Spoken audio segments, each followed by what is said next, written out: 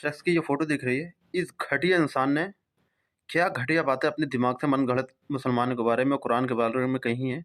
आप ध्यान से सुनो, पहले इसकी बात सुनो, उसके बाद हम इसको जवाब देंगे।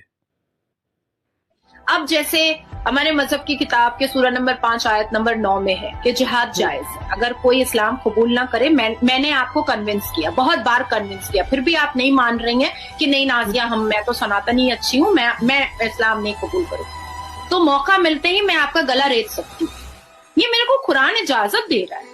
तो अब आप सोचो कि जो इस मजहब की किताब मुझे मर्डरर बनाने पर मजबूर कर रही है, मुझे मर्डरर बना रही है, पुरुषों को, मर्दों को 6 साल की बच्ची से शादी करने की अनुमति दे रही है, तो ऐसे इस्लाम से धीरे धीरे ज्यादा, अच्छा महिलाएं बहुत कम एक्स मुस्लिम हो रही हैं, पुरुष ज्यादा एक्स मुस्लिम हो रहे हैं।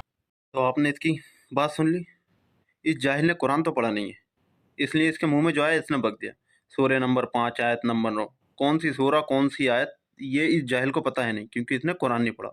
लेकिन इसने जो बोला है, हम वही नंबर गूगल करते हैं और देखते हैं गूगल क्या देता है। किया सूरा नंबर 9 आयत नंबर 5, देखते हैं क्या आता है।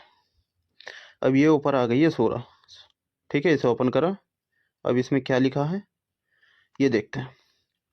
तो मैं इसका हिंदी तर्जुमा पढ़ता हूँ, ठीक है। जो लोग ईमान लाए और उन्होंने अच्छे कर्म किए, उनसे अल्लाह का वादा है कि उनके लिए क्षमा और बड़ा प्रतिदान। तो आपने देखा, जो इसने बोला वो कहीं से कहीं तक उसमें नहीं है। असल ये बात जो कर रही थी, ये बात कर रही थी सूरह तौबा की, क्योंकि इसने कुरान तो पढ़ा है नहीं, तो इसे सूरह का नाम भी नहीं पता, बस इसने मुंह से हक दिया। अब सूरह तौबा क्या कहती है वो मैं आपको दिखाता हूँ।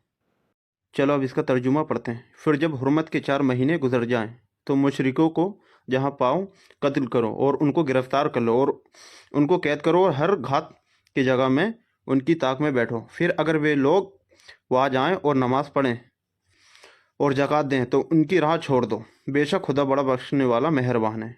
और याद रखो, ये 3 नंबर पर जो लिखा हुआ ना, इसको पढ़ो। ये आदेश मक्का के मुशरिकों के बारे में दिया गया है जो इस्लाम के विरोधी थे और मुसलमानों पर आक्रमण करते। तो आपने इस आयत का तर्जुमा पढ़ लिया। और हाँ, मैं आपको बता दूं, ये आयत जंग के मैदान के लिए अल्लाह ने नाजिल की थी। और हाँ, तूने क्या कहा था कि 6 साल की बच्ची के साथ शादी करने की परमिशन देता है। चल वो भी तू देख ले और खुद डिसाइड कर लेना कौन क्या कहता है। ये देख। साल की आप कहोगे महाराज क्या बोल रहे हो आप? अरे हम ठीक ही बोल रहे हैं, खराब गड़बड़ बोल रहे हैं क्या? 6 साल की? हाँ, भगवान राम में और सीता जी में 9 वर्ष का अंतर।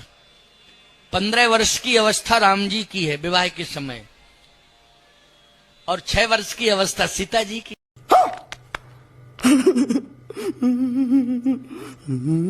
और हाँ, सबसे इम्पोर्टेंट बात जो तू कह रही थी ना, सबसे ज़्यादा मर्द एक्स मुस्लिम हो रहा, तूने कभी कुरान तो पढ़ा है नहीं, ये तो 100% सच है।